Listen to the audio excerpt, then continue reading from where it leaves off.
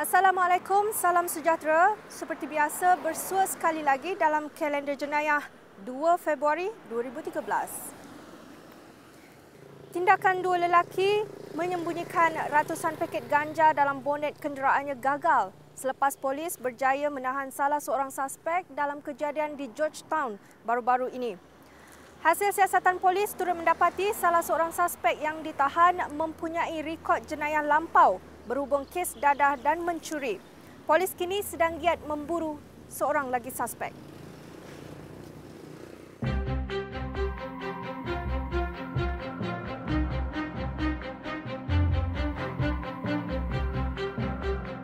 Tindakan mencurigakan dua lelaki yang dilihat sedang menutup bonet belakang kereta dalam keadaan tergesa-gesa membawa penemuan ratusan paket ganja dalam kejadian di sekitar Taman Desa Embun Emas, Tanjung Tokong baru-baru ini. Difahamkan dua lelaki itu tidak menyedari gerak-geri mereka diperhatikan sepasukan polis yang kemudian menghampiri mereka. Sementara itu, Ketua Polis Pulau Pinang Dato' Abdul Rahim Hanafi mengesahkan kejadian itu selepas melakukan serbuan jam 4.45 pagi hasil maklumat orang awam. Kes disiasat mengikut Seksyen 39B Akta Dadah Berbahaya 1952.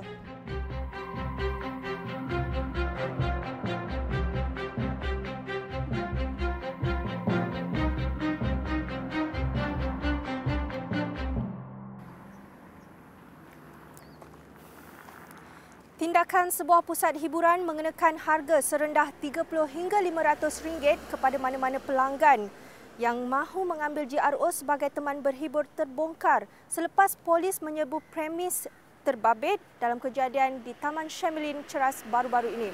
Hasil serbuan bahagian maksiat, kongsi gelap dan perjudian di 7 Ibu Pejabat Polis Kontingen Kuala Lumpur seramai 18 warga Thailand dan 14 wanita tempatan ditahan.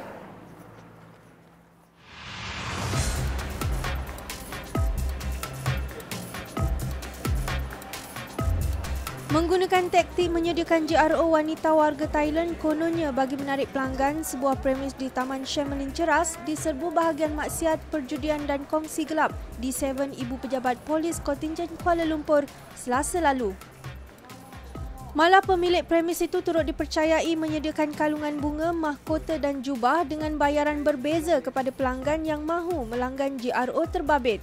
Serbuan dilakukan jam 11.30 malam itu menahan 32 wanita dipercayai GRO dan memeriksa 20 pelanggan lelaki. Turut ditahan 14 wanita tempatan berusia antara 22 hingga 30 tahun.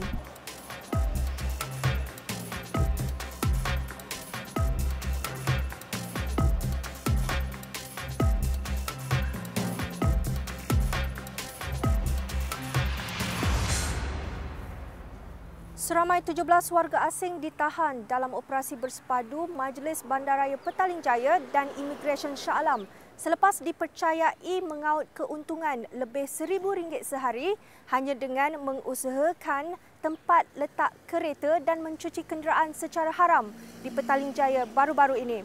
Malah rata-rata mereka didapati turut tidak mempunyai dokumen perjalanan yang sah.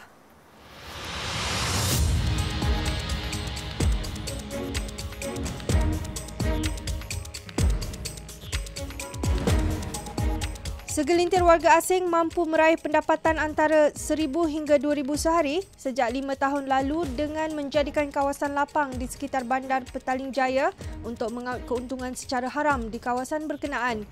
Dalam operasi bersepadu itu turut dirampas termasuklah payung, meja kerusi, mesin menyembur air dan kain pemidang. Sementara itu, Pengarah Jabatan Penguatkuasaan dan Keselamatan Majlis Bandaraya Petaling Jaya, Muhammad Fauzi Ma'aruf memberitahu pihaknya mendapat banyak aduan awam mengenai kutipan wang parkir secara tidak sah. Operasi dijalankan bertujuan membersihkan kegiatan tempat letak kereta dan mencuci kenderaan yang beroperasi tanpa lesen dan memastikan pengusaha memohon lesen sah daripada pihak majlis.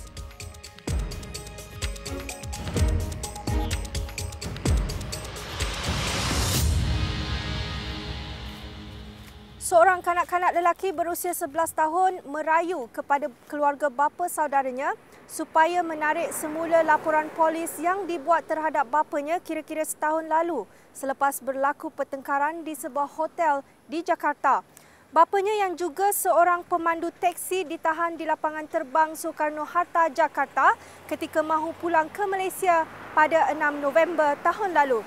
Setakat ini, pihak Kedutaan Malaysia di Jakarta sedang memantau kes berkenaan dan ia diklasifikasikan sebagai jenayah.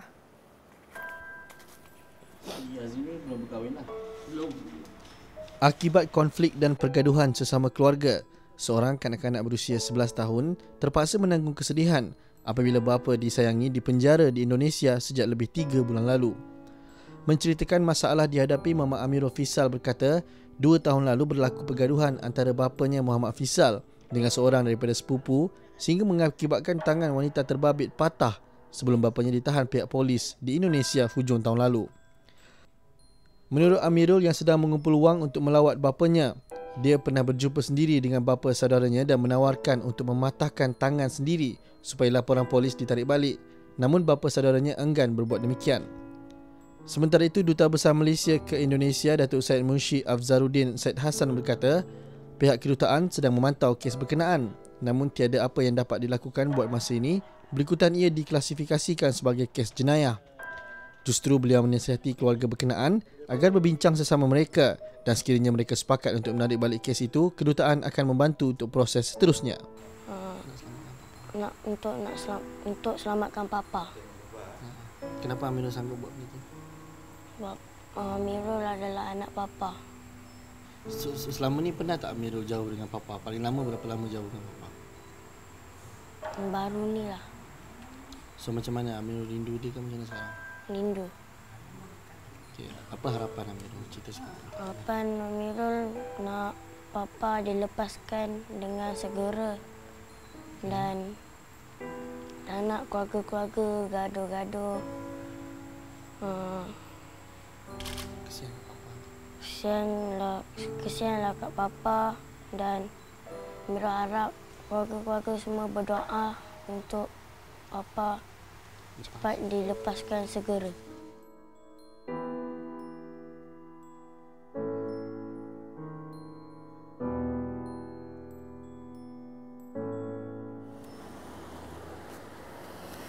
Sekian dulu paparan kalender jenayah minggu ini. Jangan lupa untuk terus melayari laman web Harian Metro di www.hmetro.com.my untuk mendapatkan lebih banyak paparan video dan berita menarik setiap hari.